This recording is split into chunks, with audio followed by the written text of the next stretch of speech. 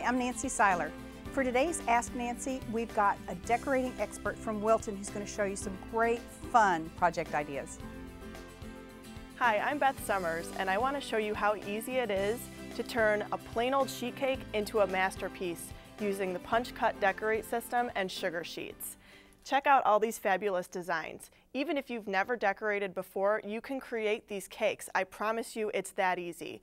Now, we're going to work today on this great wild cake that I love, and it's great because the sugar sheets come in such a variety of colors and actually prints, and so you can create any design and any color scheme that you like, but I love the zebra print sugar sheet. And as you can see, it's black on white, but one of the really great things about PunchCutDecorate and sugar sheets is it works so well in combination with other decorating methods like buttercream piping or color mist like I'm about to do. You can incorporate these into your other decorating if you're already a decorator, but if you're not, it's okay because you can use sugar sheets and PunchCutDecorate all on its own.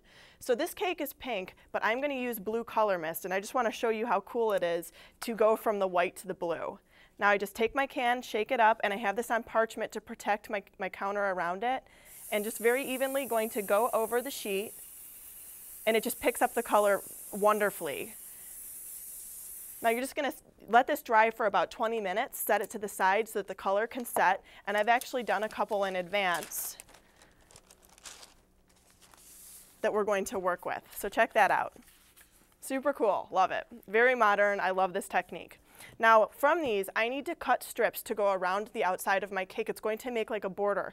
And sugar sheets are great for that because you can really frame things well. I'm going to use my rotary cutter to cut these, and I need 2 strips that are 9 inches by 2.5 inches and 2 strips that are 8 inches by 2.5 inches. So I'm just going to make some marks, 2.5 inches, 5 inches with a ruler.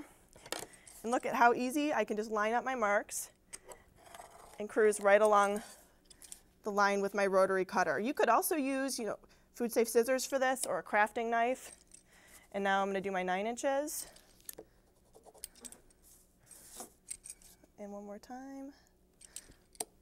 And you will need 2 sheets to do this. All right.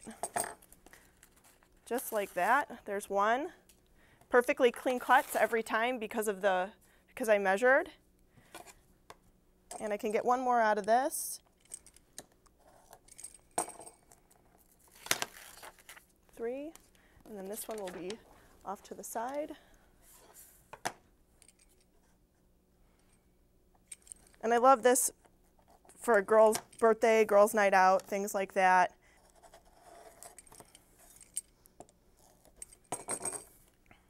Okay.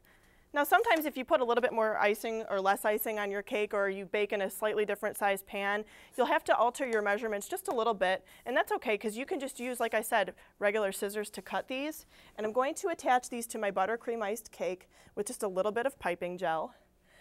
If your buttercream's already crusted over, it's really important to do this step because it won't adhere if your buttercream is iced. It needs a little bit of moisture behind it. So I'm just using the piping gel, and my longer strips are going to go on the outside of my cake, just like that. And then my 8-inch strips, my slightly shorter strips, are going to go on the inside. And it's a really good fit here. Perfect. Okay. Now, as you can see on my model cake, we call that a hero because it looks so good. It's got a black border around it, and I've pre-cut those strips already, and I've kept them in this gum paste board because it helps to keep them pliable and soft. And they're cut to 5/8 of an inch wide, and then you'll just apply those around the base of the cake in the same way.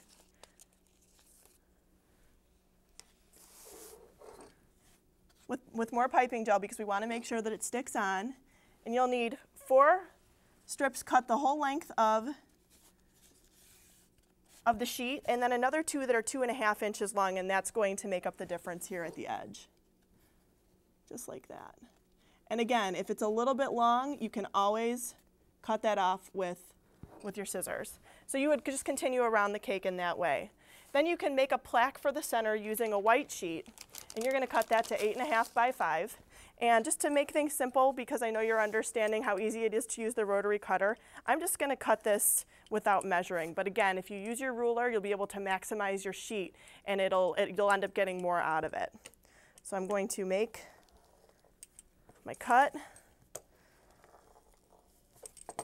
just like that, and it cuts so cleanly. Peel it off of my plastic backing, a little bit more piping gel just to secure it. Right into the center. And then to finish it off, you can inscribe your cake with your friend's name or whoever you're celebrating.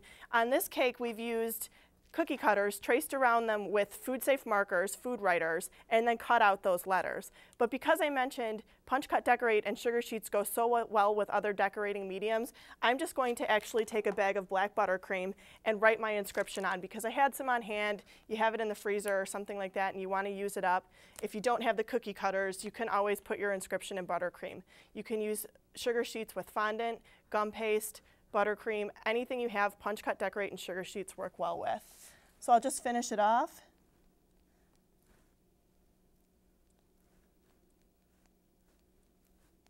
And my friend can have a really wild birthday.